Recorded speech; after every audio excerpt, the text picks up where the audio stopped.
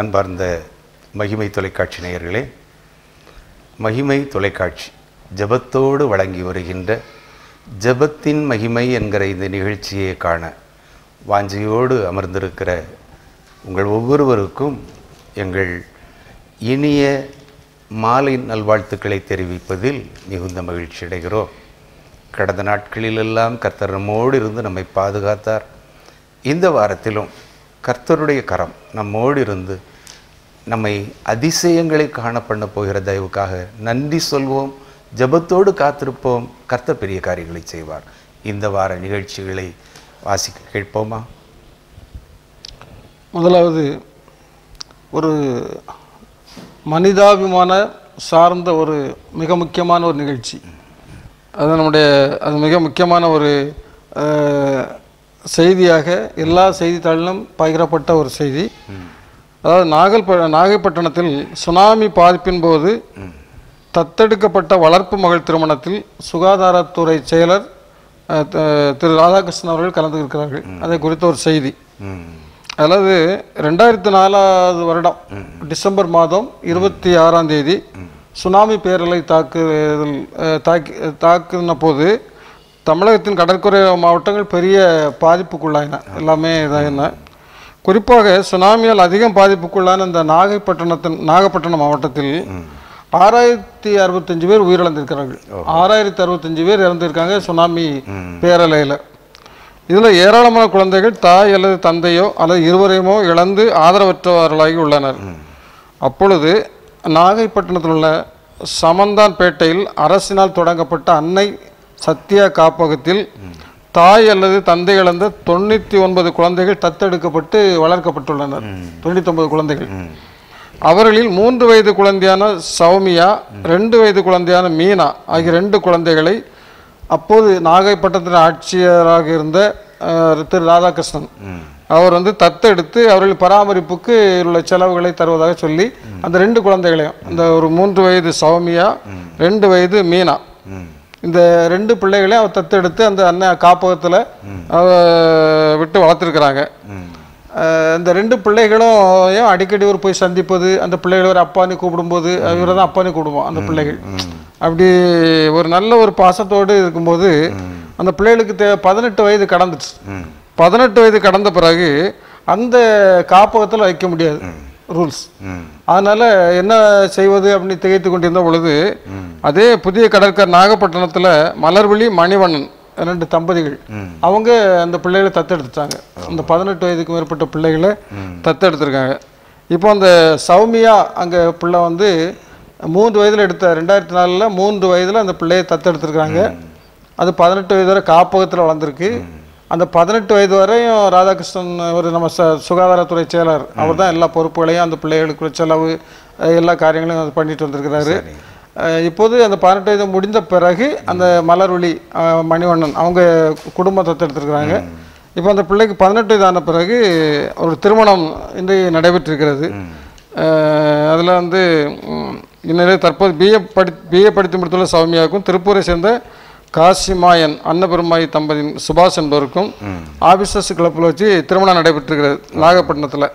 அதில் மாவட்ட ஆட்சித்தலைவர் வந்திருக்கிறாரு, காவல்துறை கண்காணிப்பாளர் வந்திருக்கிறாரு, ரோட்டரி சங்கங்கள் வந்திருக்கு. ஏறத்தாழ நாகப்பட்டினம் ஊரே திரண்டு அந்த திருமணத்தை நடத்தி முடித்திருக்கிறது. அது ஒரு பெரிய ஒரு மனிதநேயமான ஒரு நிகழ்ச்சி என்று சொல்லப்பட்டிருக்கிறது. இதில் ராதாகிருஷ்ணன் அவர்கள் ஒரு பேட்டி கொடுக்கும்போது அவர் சொல்கிறாரு, அவர் என்ன சொல்கிறாருன்னா, எல்லா பிள்ளைகளும் காப்பகத்தில் வளர்றாங்க. அப்போ ஒவ்வொரு பிள்ளைகளும் வளர்ந்து முடிஞ்ச பிறகு அந்த பிள்ளைகள்கிட்ட கேட்குறாங்க, ஏம்மா நீ காப்பகத்துலேருந்து வெளியே போகிறீங்க, எங்கே போகிறீங்க அப்படின்னு கேட்குறாங்க ஒரு பிள்ளைகிட்ட. அப்போ ஒவ்வொரு பிள்ளையும் சொல்லுதான், நான் எங்கள் சித்தப்பா வீட்டுக்கு போகிறேன், எங்கள் மாமா வீட்டுக்கு போகிறேன், எங்கள் பெரியப்பா வீட்டுக்கு போகிறேன் அப்படின்னு சொல்லி ஒவ்வொரு பிள்ளைகள் போதான். இந்த 2 பிள்ளைகள்ட்டையும் கேட்கும் பொழுது நாங்கள் எங்கப்பா போக அப்படி சொல்லி சொல்லிச்சான். அது அவர் சொல்கிறாரு, எனக்கு அந்த பேட்டியில் சொல்கிறாரு, அந்த நம்ம டாக்டர் ராதாகிருஷ்ணன் பேட்டியில் சொல்லும்போது சொல்கிறாரு, எனக்கு அந்த 2 பிள்ளைகள் பேசின வார்த்தை என்னுடைய இதயத்தில் ஒரு ஈட்டியை குத்துன போல இருந்தது அப்படி சொல்கிறாரு.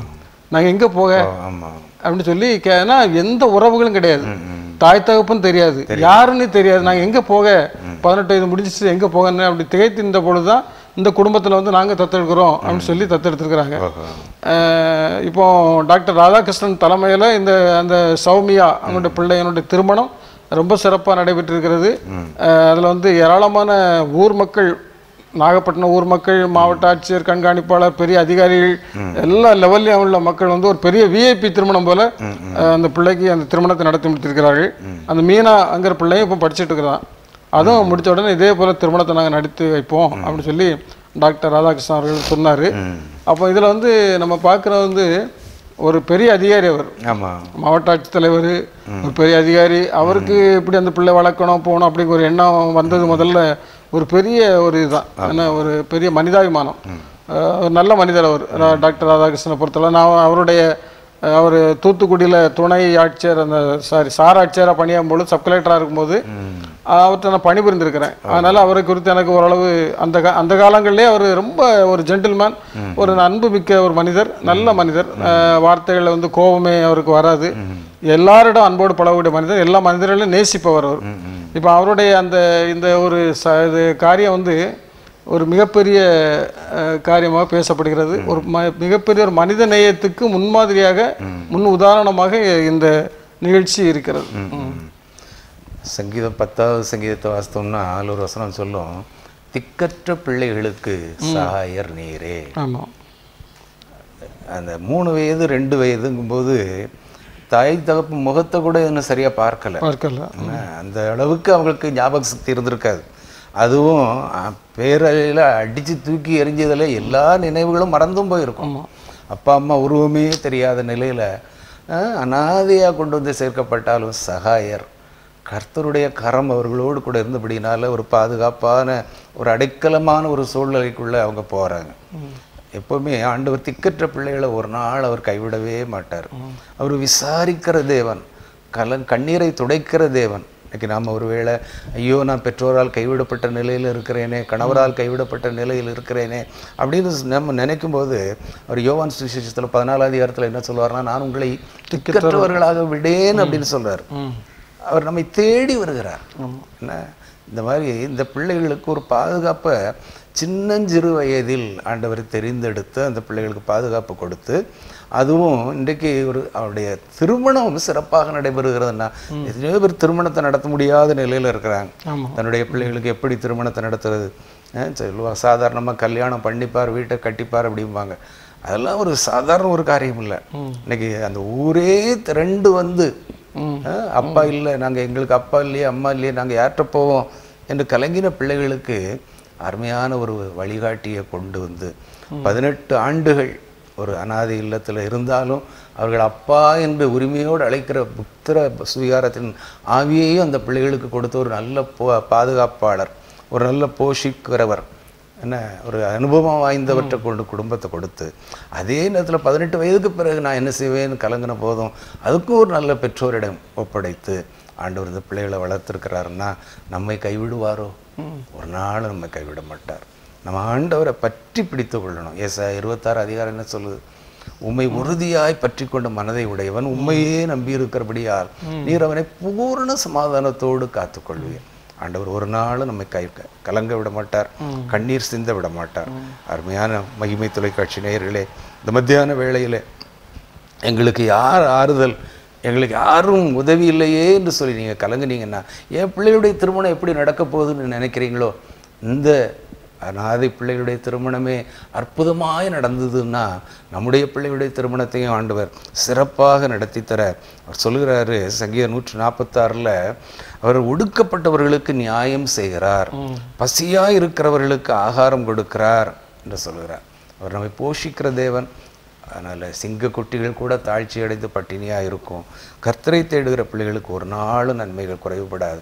இந்த சௌமியா, இந்த மீனா என்கிற அந்த அன்பு பிள்ளைகளுடைய எதிர்காலம் இவ்வளவு ஆசீர்வதிக்கப்பட்டிருக்குன்னா, நீங்கள்லாம் நம்மெல்லாம் எந்த நிலைமையில் இருக்கிறோம்? ஒரு நாளும் ஆண்டவர் கைவிட மாட்டார். கலங்காதே, திகையாதே, நான் உன்னோடு கூட இருக்கிறேன், நான் உன்னை அதிசயங்களை காண பண்ணுவேன் என்று சொல்கிறார். அந்த நல்ல ஆண்டவரிடத்தில் இந்த நல்ல நாளை நாம் சமர்ப்பிப்போமா? இது போல பெற்றோரால் கைவிடப்பட்ட பிள்ளைகளுக்காக நாம் ஜெபிப்போம். நம்முடைய பிள்ளைகளை கர்த்தர் பொறுப்பேற்றுக் கொள்வார். இந்த அன்பு பிள்ளைகளுக்காக, அவர்களை போஷித்த குடும்பங்களுக்காக நாம் ஜெபிப்போம்.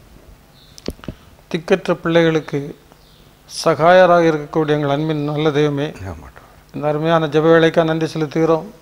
இந்த நாளிலும் நாங்கள் வாசிக்க கேட்ட அல்லது இந்த செய்திக்காக உங்களுடைய சமூகத்தில் வருகிற ஆண்டவரே, இளம் சிறு குழந்தை பருவத்திலேயே தன்னுடைய பெற்றோரை இழந்த சௌமியா, மீனா என்ற 2 பெண்கள் பிள்ளைகளுடைய குழந்தைகளை ஆண்டவரை பாதுகாப்பாக வளர்த்து இன்றைக்கு அவர்கள் படிக்க வைத்து இன்றைக்கு அவருடைய திருமணத்தை நடத்தி வைத்த அன்பு குடும்பங்களை நினைத்து நாங்கள் நமக்கு ஸ்தோத்திரம் செலுத்துகிறோம். ஆண்டவரே, இரக்கமுள்ளவர்கள் பாக்கியவான்கள், அவர்கள் இரக்கம் பெறுவார்கள் என்ற வேத வார்த்தையின்படி ஆண்டவரே, இந்த நாட்களில் இரக்க குணம் உள்ளவர்களாய் இருந்த அருமையான எங்களுடைய தமிழ்நாட்டினுடைய சுகாதாரத்துறை செயலாளராக பணியாற்றி கொண்டிருக்கிற டாக்டர் ராதாகிருஷ்ணன் அவருடைய குடும்பங்களுக்காக நாங்கள் விசேஷமாக ஜெபிக்கிறோம். கர்த்ததாமே அந்த குடும்பங்களை ஆசீர்வதிக்க வேண்டும் என்று ஜெபிக்கிறோம்.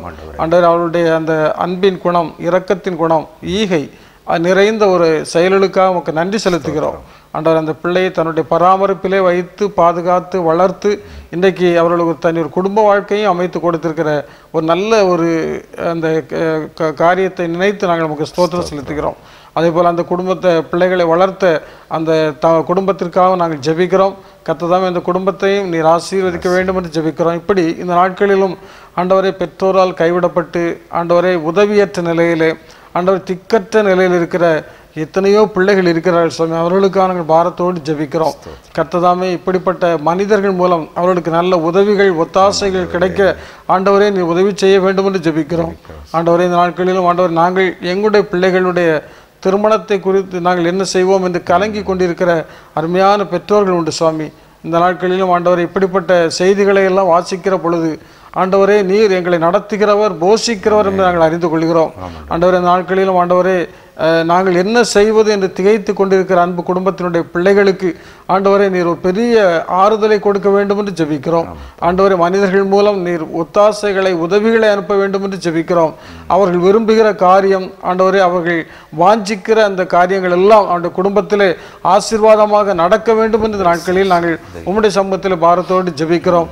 ஆண்டவர், நாட்களிலும் திக்கற்ற பிள்ளைகள், உதவியற்ற நிலையில் இருக்கின்ற பிள்ளைகள், ஆண்டவரை அநாதைகளாக இருக்கிற பிள்ளைகள், ஆண்டவரை எல்லாருக்காக நாங்கள் பாரத்தோடு ஜெபிக்கிறோம். ஆண்டவரை, எல்லா பிள்ளைகளையும் போஷிக்கிறவர் ஆண்டவரே, உடைய பிள்ளைகளை ஆண்டவர் நீ கண்டிப்பாக போஷிப்பது அதிக நிச்சயம் என்று நாங்கள் உணர்கிறோம். ஆண்டவரை, காகங்களை கவனித்து பாருங்கள், ஆகாயத்து பட்சிகளை கவனித்து பாருங்கள் என்றெல்லாம் எங்களுக்கு ஆண்டவரை நீ சுட்டி காட்டி நீங்கள் ஏன் கவலைப்பட வேண்டும் என்று ஆண்டவர் எங்களுக்கு வாக்கு கொடுத்திருக்கிற நல்ல கிருபைகளுக்காக ஸ்தோத்திரம். ஆண்டவரே, நீ தாம் எல்லா காரியங்களையும் பொறுப்படுத்தி வழிநடத்துவீராக. இந்த உலகத்திலே எல்லா பிள்ளைகளுக்கும் திக்கற்ற பிள்ளைகளுக்கு தகப்பனாக விளங்கக்கூடிய எங்கள் பரம தகப்பனாகி உம்மிடத்திலே நாங்கள் என்னுடைய விண்ணப்பங்களை ஏறடிக்கிறோம். மீட்பர் இயேசுவின் ஜெபிக்கிறோம் நல்ல பிதாவே, ஆமென். ஒவ்வொரு மாதம் ஆண்டுதோறும் பிப்ரவரி மாதம் 9ஆம் தேதி கொத்தடிமை தொழிலாளர் முறை ஒழிப்பு தினமாக அனுசரிக்கப்படுகிறது. கொத்தடிமை முறை, கொத்தடிமை தொழிலாளர் முறை இது பல நாட்களாக அல்லது பல இடங்களில் இது இருக்கிறது இன்னைக்கும். ஆனால் ஓரளவு இப்பொழுது இப்படிப்பட்ட கொத்தடிமை முறை கொஞ்சம் குறைக்கப்பட்டிருந்தாலும் பல இடங்களிலே இந்த கொத்தடிமை முறை இருக்க தான் செய்கிறது. என்ன செய்கிறாங்கன்னா, அவங்களுக்கு அந்த பிள்ளை அந்த ஒரு குடும்பத்தில் அவங்களுக்கு எந்த வருமானம் இல்லை, அவங்களுக்கு வேற வழியும் இல்லை. அப்படிங்கும் பொழுது யாராவது ஒரு தொழிலதிபர் அவர்களுக்கு ஒரு முன்பணமாக கொடுக்குறாங்க. இந்த ஒரு முன்பணத்தை வச்சுடுங்க, நீங்கள் எங்கள் இடத்துல வந்து வேலை செய்யணும், குடும்பமாக வந்து வேலை செய்யணும்னு சொல்லி குடும்பமாக கூப்பிட்டு போகிறாங்க. அங்கே கூட்டிட்டு போய் அவங்களுக்கு அதிகமான வேலைப்பளு கொடுப்பது, சம்பளமே கொடுக்கறது கிடையாது. சில இடங்களில் சாப்பாடு கூட கொடுப்பதில்லைன்னு சொல்லி பார்க்குறோம். இப்படி நிறைய ஒரு துன்புறுத்தல்களும் அங்கே நடக்குது. இப்படிப்பட்ட மிகப்பெரிய ஒரு இதுதான் கொத்தடிமை முறை. அவங்களை வந்து அடிமைகளாகவே வைக்கிறது. அவங்களுக்கு தேவையான உணவு கொடுக்க கிடையாது, தேவையான வருமானம் அவர்களுக்கு கொடுப்பது கிடையாது, ஊதியம் கொடுப்பது கிடையாது, அதிக வேலை மிக குறைந்த ஊதியம். இந்த நிலையில் வந்து பல கொத்தடிமைகள் வந்து கொத்தடிமைகளாக இருக்கிற குடும்பங்கள் நிறைய இருக்கிறது. ஆனால் இப்படிப்பட்ட குடும்பங்களெல்லாம் கண்டறிந்து இன்னைக்கு அரசாங்க அதிகாரிகள் வந்து அவர்களை மீட்டெடுத்து அவர்களுக்கு சுய தொழில் செய்வதற்கான கடனையும் கொடுக்கிறார்கள். சரி. அவர்கள் என்ன தொழில் செய்ய விரும்புகிறார்களோ அந்த தொழிலுக்கான கடனையும் கொடுத்து அந்த குடும்பம் தலைப்பதற்கு இந்த இன்னைக்கு அரசாங்கத்தின் மூலம் நிறைய நடவடிக்கைகள் எடுக்கப்பட்டு வருகிறது. அதனால தான் இப்படிப்பட்ட ஒரு தினத்தை, அந்த கொத்தடிமை தொழிலாளர் முறை ஒழிப்பு தினம் அப்படி ஒரு விழிப்புணர்வு தினத்தை அனுசரிக்கிறார்கள். அது ஒவ்வொரு மாதம் பிப்ரவரி மாதம் 9ஆம் தேதி கொண்டாடப்படுகிறது. திருநெல்வேலியில் மாவட்ட வருவாய் அலுவலர் திரு ஆர் பெருமாள் அவர்களுடைய தலைமையில் நடைபெற்றிருக்கிறது. அதில் அங்குள்ள அலுவலர்கள்லாம் கலந்து கொண்டிருக்கிறார்கள். அதேபோல் திருநெல்வேலி மாநகர காவல்துறை ஆணையர் அலுவலகத்திலும் காவல் ஆணையர் தலைமையில் நடைபெற்றிருக்கிறது. தென்காசி மாவட்ட ஆட்சியர் அலுவலகத்தில் மாவட்ட வருவாய் அலுவலர் அவர்கள் தலைமையில் நடைபெற்று உறுதிமொழி ஏற்கும் நிகழ்ச்சியும் நடைபெற்றிருக்கிறது. கொத்தடிமை முறையை நாங்கள் ஒழிப்போம் அப்படிங்கிற ஒரு உறுதிமொழி ஏற்பு நிகழ்ச்சியும் நடைபெற்றிருக்கிறது. அதனால இந்த நாட்களிலும் நாம் இப்படிப்பட்ட தொழிலாளர்களுக்காக கர்த்தருடைய சமூகத்தில் ஜெபிப்போம். அவர்கள் யார் எங்கே இருக்கிறார்கள் தெரியாது. இந்த நாட்களில் அப்படிப்பட்ட தொழிலாளர்கள் ஒருவேளை இருந்தால் ஆண்டவர் அவர்களுக்கு ஒரு பெரிய விடுதலை கொடுத்து அவருடைய வாழ்க்கையில் ஒரு மகிழ்ச்சியை கொடுக்க வேண்டும் என்று சொல்லி இந்த நாளில் கர்த்தருடைய சமூகத்தில் நாம் ஜெபிப்போம். நாம் ஏற்கனவே பார்த்துருக்குறோம், யாக்கோபுடைய சந்ததி என்ன இங்கே எகிப்து தேசத்துக்கு போகிறாங்க. அங்கே அடிமைகளாக தான் நடத்தப்பட்டாங்க. இதே நிலைமை தானே, இதே நிலைமை, அடிமைகள் தான். என்ன அவரை பார்வோன் அவர்களை அடிமைப்படுத்தி வைக்கிறான். கடுமையான வேலை என்ன. அதுவும் அவங்க எங்களுக்கு சுதந்திரம் வேணும், எங்களுக்கு விடுதலை வேணும் கேட்க போகும்போது இன்னும் அதிகமான வேலையை கொடுத்ததாகவும் நம்ம பார்க்குறோம். அதுக்கு வேண்டிய கூலி கொடுக்காம கஷ்டப்படுத்துறாங்க. அப்படிப்பட்ட ஒரு சூழ்நிலை நம்ம வேதாகமத்திலேயே பார்க்கிறோம். அந்த ஜனங்களை ஆண்டவர் விடுவிக்கிறார். பெருமூச்சை கேட்டு அப்படிங்கிற வார்த்தை அதில் நம்ம பயன்படுத்தணும். பெருமூச்சை கூட அவர் மூச்சு சத்தத்தை கேட்பாரு, ஆனா பெருமூச்சு என்ன, சத்தத்தை கூட ஐயா அப்படின்னு கூப்பிட்டா யாராவது கேட்பாங்க. மூச்சு விடுறது அது யாருக்கும் தெரியாது.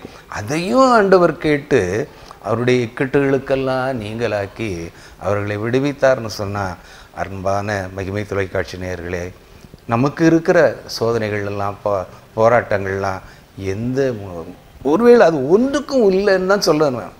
கஷ்டமே இல்லை. அத்தனை பாடுகளப்பட்ட அவர்களையே ஆண்டவர் விடுவித்து கண்மலையின் மேல் உயர்த்தி வச்சார்னா நம்மையும் அவர் உயர்த்த நல்லவராக இருக்கிறார். அதனால கலங்காதுங்க, திகையாதுங்க. ஒரு பிரகாசமான எதிர்காலம் நமக்கு உண்டு.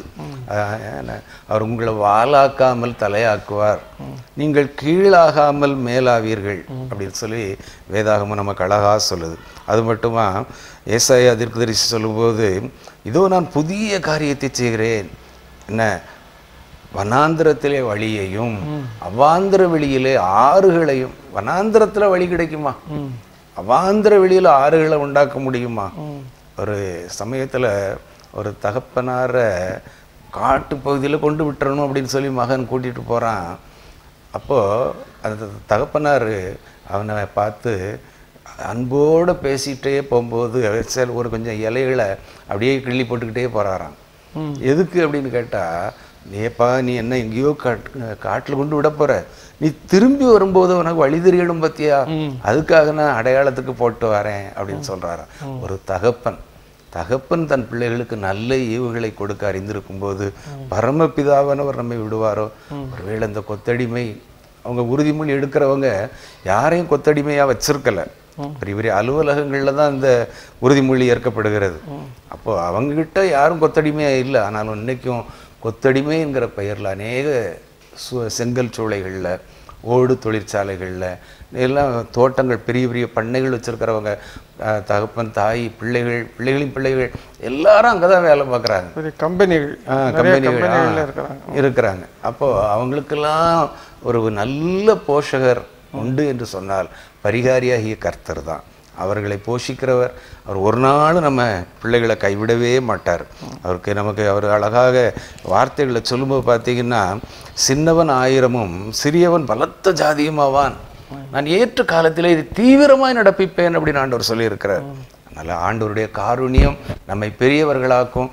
கொத்தடிமைகளாக நடத்தப்படுகிறோமே என்று நீங்கள் நினைச்சாலும் கலங்காதிருங்கள். கர்த்தர் உங்களோடு கூட இருக்கிறார். கர்த்தர் உங்களுடைய கண்ணீரை துடைப்பார். நிச்சயம் இந்த வாரத்திலே நீங்கள் அந்த நன்மைகளை பெற்றுக்கொள்வீர்கள். உங்களுக்காக இப்போ நாங்கள் ஜெபிக்க போகிறோம். எங்கள் அன்பின் பரலோக பிதாவே, அடிமைத்தனத்திலிருந்து எங்களை மீட்டெடுக்க வந்தவரே, முன்னொரு நாட்களிலே எங்களுடைய இந்திய தேசத்திலே எல்லா மாநிலங்களிலும் இப்படிப்பட்ட கொத்தடிமை முறை காணப்பட்டது. ஆனால் இந்த நாட்களிலே அப்படிப்பட்ட முறை இல்லை என்கிற ஒரு நிலை இருந்தாலும் ஆங்காங்கு அது வெளிப்பட முடியாத, சொல்ல முடியாத நிலையிலே நடத்தப்பட்டு கொண்டிருக்கலாம். அந்த பிள்ளைகளுக்காக நாங்கள் இந்த மாலை வேளையிலே ஜெபிக்கிறோம். கர்த்தாவே, நீர்தாமே அடிமைத்தனத்திலிருந்து தம்முடைய மக்களை விடுவிக்க வந்தீர். பாவ அடிமைத்தனத்திலிருந்தும் நாங்கள் விடுவிக்கப்பட வேண்டும் ஆண்டவரே. இன்றைக்கு பாவத்திற்கு நாங்கள் அடிமைகளாக இருக்கிறோம். இந்த மரண சரீரத்திலிருந்து என்னை யார் விடுதலையாக்குவார் என்று நாங்கள் கலங்குகிறோம். நானும் நீர் சொல்கிறீர், தேயாதே கலங்காதே என்று சொல்கிறீர். ஏற்ற நாட்களில் நான் உங்களுக்கு புதிய வழியை காண்பிப்பேன், வனாந்திரத்திலே வழியை உருவாக்குவேன், வாந்திர வெளியிலே ஆறுகளை உண்டாக்குவேன் என்று சொல்லியிருக்கிறேன். அப்படிப்பட்ட அடிமைத்தனத்தில் இருக்கிற பிள்ளைகளை நீர்தாமே ஆற்றி தேற்றி அரவணைத்து வழி நடத்தும். சிலர் பாவ பழக்க வழக்கங்களுக்கு அடிமைப்பட்டிருக்கிறார்கள். இந்த பழக்கத்திலிருந்து என்னால் விடுவிக்கப்பட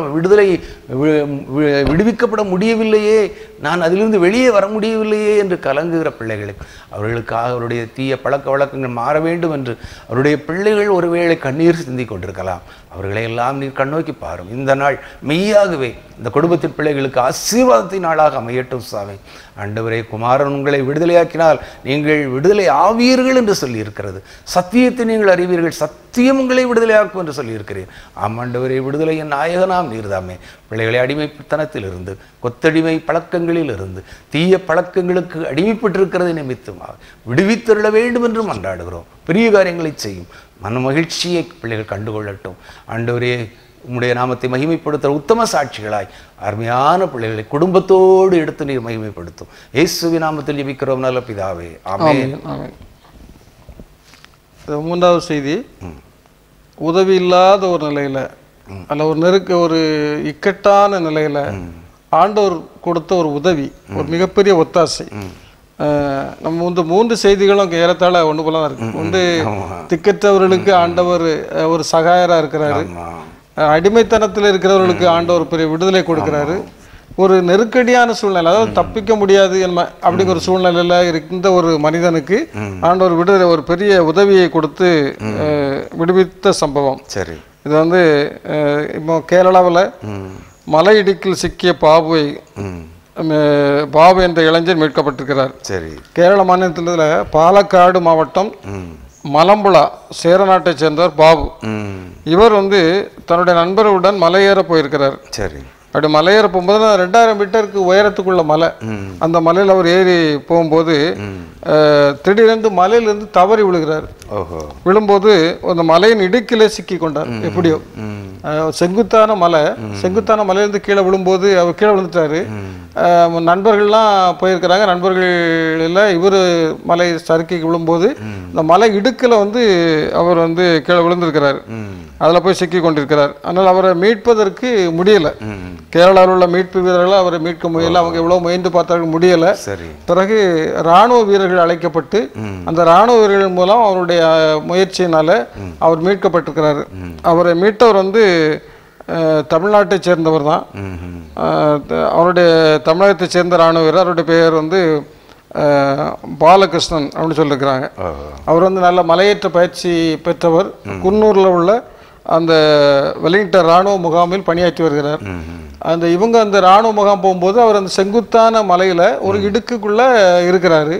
45 மணி நேரமா அந்த இடுக்குல இருக்கிறார். உணவு கிடையாது, தண்ணி கிடையாது. அப்படிப்பட்ட இவ்வளவு பரிதாபமான சூழ்நிலை.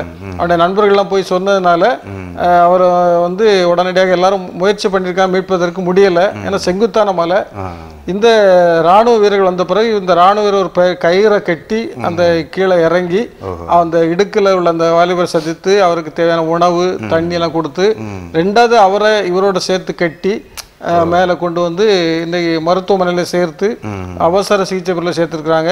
இப்போ அவருக்கு நல்ல ஒரு நலமுடன் இருப்பதாக செய்தி வருகிறது, செய்தி சொல்லியிருக்கிறாங்க. ஆனால் இன்னொன்று, இந்த மலையேற்ற நிகழ்ச்சி இருக்கலாம், இந்த மலையேற போக இந்த வாலிபர்கள் இவங்க வந்து ஆக்சுவலாக ஃபாரஸ்ட் டிபார்ட்மெண்ட்ல பெர்மிஷன் வாங்கியிருக்கணும் உள்ளே போகிறதுக்கு. ஆனால் வாங்கலை இவங்க. அதனால இவர்கள் மீது வழக்கும் பதிவு செய்யப்பட்டதாக தெரிகிறது. ஆனால் வழக்கு பெரிய அளவுக்கு சீரியஸாக இருக்கிறது. ஆனால் இருந்தாலும் அவங்க வந்து அனுமதி இல்லாமல் மலை ஏறினதுனால அவங்களுக்கு இந்த ஒரு சின்ன வழக்கு பதிவு செய்வதாகவும் செய்தி வந்திருக்கிறது. அப்போ இதில் நம்ம 2 விஷயங்கள் பார்க்க வேண்டியிருக்கு. ஒன்று வந்து அவர் வந்து தப்பிக்க முடியாத சூழ்நிலையில் இருக்கிறாரு. ஆனால் ஒரு பெரிய உதவி அவர் கிடைக்கிறது. அவருக்கு அந்த 45 மணி நேரத்தில் எப்படி இருக்கும், ஒரு மிகப்பெரிய ஒரு மரண போராட்டம் தான் அது. அந்த 45 மணி நேரம் வந்து ஒரு மலை இடுக்கில் எந்த விதமான ஒரு இது இல்லாமல் இருக்கும் பொழுது எவ்வளவோ ஒரு பெரிய போராட்டம் அது. மனதளவில் பெரிய பாதிக்கப்பட்டிருப்பார். ஆனால் அந்த சூழ்நிலையிலையும் ஒரு இராணுவ முகாமத்தில் உள்ள இராணுவ வீரர் வந்து அவர்களை காப்பாற்றியிருப்பது ஒரு மிகப்பெரிய அதிசயமான சம்பவம். இது இன்னைக்கு கேரள மக்கள் அந்த இராணுவ வீரர்களை பாராட்டி அவர்களுக்கு வரவேற்பெல்லாம் கொடுத்துருக்குறாங்க. ஒரு மிகப்பெரிய நிகழ்ச்சி. ரெண்டாவது இன்னொன்றுன்னா, அந்த வீரர்கள் செய்த தவறு என்னன்னா அனுமதி பெறாமல் போகிறது. இப்படி நிறைய பிள்ளைகள் வந்து அனுமதி பெறாமல், எங்கே அனுமதி வாங்க வேணுமோ அங்கே அனுமதி பெற்று தான் போகணும். அப்போ அனுமதி பெற்று போகும்போது அந்த ஃபாரஸ்ட் டிபார்ட்மெண்ட் அவங்களுக்கு சில வழிகாட்டு நெறிமுறைகளை சொல்லுவாங்க. இந்த பகுதிக்கு போகாதுங்க, இந்த பகுதிக்கு போங்க அப்படின்னு சொல்லி ஒரு வழிகாட்டு நெறிமுறைகளோடு இவங்க போயிருக்கலாம். அது இவர்கள் செய்த தவறு. எப்போவுமே நம்ம வந்து சில தவறுகள் செய்யும்பொழுது இப்படிப்பட்ட ஆபத்துக்குள்ளாக நாம் சிக்க வேண்டிய சூழ்நிலை இருக்கும். டிராஃபிக்கில் போயிட்டு இருக்கோம், தவறான போகும்போது தான் விபத்து நிகழ்கிறது. நேரே போயிட்டு இருந்தால் எந்த விபத்தும் இல்லை. அப்போ சில விதிகளை மீறும் பொழுது, சட்டங்களை மீறும் பொழுது இப்படிப்பட்ட காரியங்கள் நிகழ்ந்து விடுகிறது. இருந்தாலும் ஆண்டவர் இந்த மகனை மீட்டது, இந்த வாலிபரை மீட்டது ஒரு மிகப்பெரிய ஆச்சரியமான சம்பவம் தான். இப்போ பஸ்ஸில் பயணம் செய்கிறோம், பீக் ஹவர்ஸ்னு சொல்கிற அந்த நேரங்களில் ஃபுட்போர்டில் நம்ம தொங்கிட்டு போகிறோம். தெரியுது படிக்கட்டில் பயணம் செய்யாத அப்படின்னு சொல்லியிருக்கு. ஆனாலும் நம்ம அவசரத்துக்காக நம்ம போயிடுறோம். கொஞ்சம் தூரம் போனால் இடம் கிடைக்காதா அப்படின்னு போடுறோம். ஆனால் அதே நேரத்தில் அது போய் ஒரு போலில் இடிச்சிட்டுன்னா வெளியே தொங்கிட்டு இருக்கிற நம்ம டிரைவரு 2 சைடும் பார்த்து தான் ஓட்டினாலும் வர வேண்டிய ஆபத்து நம்ம எந்த சூழ்நிலையில் நம்ம நின்ன இடம் தப்பான இடம். அதனால் இதே போல் சார்ஜரில் போட்டுக்கிட்டே நம்ம அவசரம் ஃபோன் வந்தோடனே தூக்கி எடுத்து பேசிடுறோம். அதனால சில இழப்புகள் வருது. இந்த சகோதரர்கள் மலையேறி இருக்கிறாங்க. அதனால் ஆபத்தை உணரணும் எப்போவுமே. அரசாங்கம் நம்ம எச்சரிக்கிறது. அதே நேரத்தில் இன்னொரு காரியம், தம்மை நோக்கி கூப்பிடுகிற யாவருக்கும், உண்மையாய் தம்மை நோக்கி கூப்பிடுகிற யாவருக்கும் அவர் விடுவிக்கிற தேவன். நம்ம இப்போ சங்கீதம் 18 பார்த்தீங்கன்னா, நான் என்னுடைய உபத்திரவத்தில், என்னுடைய கஷ்டத்தில், என்னுடைய நெருக்கத்தில் நான் கர்த்தரை நோக்கி கூப்பிட்டேன், அவர் என்னிடமாய் சாய்ந்து என் விண்ணப்பத்தை கேட்டார். எங்கேயோ ஒரு இடத்துல இருந்து ஒரு அபயக்குரல். 45 மணி நேரம் அவன் கடவுளை தேடாமலாம் இருந்திருப்பான். கண்டிப்பாக. என்ன அப்பா அம்மாவை தேடுறவனை தேடலையோ, நண்பர்களை தேடுறவனை தேடலையோ, கடவுளை தேடி இருப்பான். கடவுளே என்னை காப்பாற்றுன்னு தான் சொல்லுவான். நண்பர்களே கூட போனவன்லாம் கை விட்டுட்டான். என்ன முடியாது, அவனாலே முடியாது. அதனால் ஆனால் அவன் உதவிக்காக பலரை தேடி போகிறாங்க. அவன் என்ன அவனுடைய கடவுள் தேடினபடினால எக்கட்டில் சகாயர், ஏன்னா திக்கற்ற பிள்ளைகளுக்கு அவர் சகாயர்ன மாதிரி இந்த சூழ்நிலையில் அவர் உதவி செய்கிறவராக இருக்கிறார். அதில் சொல்கிறார், தீங்கு நாளில் அவர் என்னை தம்முடைய கூடாரத்தில் மறைத்து வைத்து என்னை கண்மலையின் மேல் உயர்த்துவார். 2000 அடி உயரத்தில் அந்த சகோதரர் ஆபத்தான சூழ்நிலையில் இருக்கும்போது அவனை வெளியே கொண்டு வந்தார்னா, இந்த வசனங்கள்லாம், வேத வசனங்களெல்லாம் 100க்கு 100 ஆமென்றும் ஆமேனென்றும் இருக்கிறது என்றபடி ஆண்டவர் உயர்த்த வல்லவராக இருக்கிறார். சொல்கிறார்ல, தண்ணீர்களை கடக்கும்போது நான் உன்னோடு கூட இருப்பேன்ப்பா, ஆறுகளை கடக்கும்போது நான் உன் கூட இருப்பேன் அப்படின்னு சொல்கிறார்ல. அவர் கர்த்தருடைய தூதன் அவருக்கு பயந்தவர்களுக்கு சூழ பாளையம் இறங்கி அவர்களை விடுவிக்கிறார். இந்த பையங்க எங்கே போனாலும் அவருக்கு பாதுகாப்பு, கடவுளுடைய பாதுகாப்பு இருந்தபடினால தான் இன்னைக்கு அந்த பையங்க விடுவிக்கப்பட்டிருக்கிறான். இல்லாமல் இப்படிப்பட்ட சூழ்நிலையில் இருக்கிறவங்க கடவுளை தேடுங்க. அதுவும் செல்லக்கூடாத இடங்களுக்கு செல்லாமல், சட்டத்தை மீறி சில இந்த குற்றாலத்துலலாம் பார்த்திங்கன்னா பொங்குமாங்கடல் அந்த ஏரியாவிலலாம் அறிவிப்பு பலகை போட்டிருக்கு, மேலே போகாதுங்க, அது ஆபத்து அபாயம். ஆனாலும் அதையும் மீறி வாலிபர்கள் துணிச்சலாக போகிறாங்க, துணிகரமாக போகிறாங்க, சிக்கலில் மாட்டிக்கிடுறாங்க. அநேக பாருங்களேன், இன்னும் வேகத்தில் பைக்கிலேயே பார்த்தீங்கன்னா வேகமாக போகாத அப்படின்னு சொல்லியிருக்கு. அங்கங்கே ஸ்பீடா மீட்டர் வச்சுருக்குறாங்க. ஆனாலும் அதையும் மீறி நம்ம அந்த எச்சரிப்பை மீறி போகிறோம், அவஸ்தைப்படுறோம். அதனால் சட்டத்திட்டங்களுக்கு கீழ்ப்படிந்து நடப்போம், கடவுளை தேடுவோம், நம்மை கர்த்தர் காப்பாற்றுவார். ஜெபிப்போம். எங்களை விடுவித்து பாதுகாக்கிற நல்ல தெய்வமே, இந்த நாளிலும் ஆண்டவருடைய சமூகத்திலே ஜெபிப்பதற்கு நீர் கொடுத்த நல்ல கிருபைக்காக ஸ்தோத்திரம். ஆண்டவர் இந்த நாளிலும் கேரள மாநிலத்திலே ஆண்டவரே ஒரு மலை இடுக்கில் சிக்கிக்கொண்ட வாலிபர் எப்படி காப்பாற்றப்பட்டார் என்பதை குறித்து நாங்கள் செய்தியில் வாசித்தோம். ஆண்டவரே, ஆண்டவர் இந்த நாட்களிலும் ஆண்டவரே நீர் அநேகருக்கு இப்படிப்பட்ட உதவிகளை செய்து விடுதலை கொடுக்கிற தேவனாக இருக்கிறீர், காப்பாற்றுகிற தேவனாக இருக்கிறபடியா ஸ்தோத்திரம். ஆண்டவரே, இந்த நாட்களிலும் ஆண்டவரே இப்படிப்பட்ட ஒருவேளை நெருக்கடியான சூழ்நிலைகள் மத்தியில் வாழ்ந்து கொண்டிருக்கிற மக்களுக்காக ஜெபிக்கிறோம். ஆண்டவரே, அப்படிப்பட்ட பிள்ளைகளுக்கு நீர் ஒரு பெரிய விடுதலை கொடுக்க வேண்டும் என்று ஜெபிக்கிறோம். ஆண்டவரே, அப்படிப்பட்ட பிள்ளைகளுக்கு நீர் ஆதரவாக இருக்க வேண்டும் ஜெபிக்கிறோம்.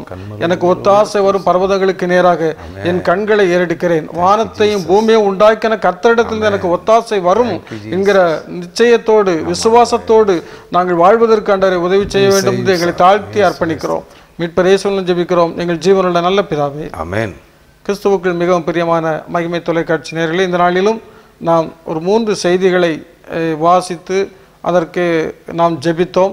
ஆண்டவர் நாளின் திக்கற்ற பிள்ளைகளுக்கு சகாயராக இருக்கிறார், அடிமைப்பட்டு கிடைக்கிற மக்களை விடுதலை கொடுக்கிறார்.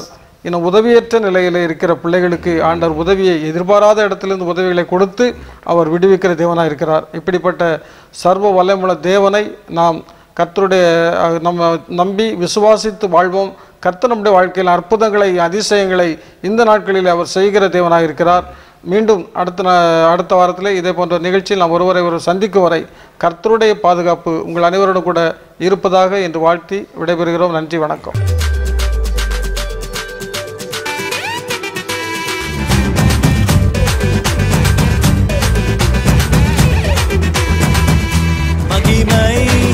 மகிமை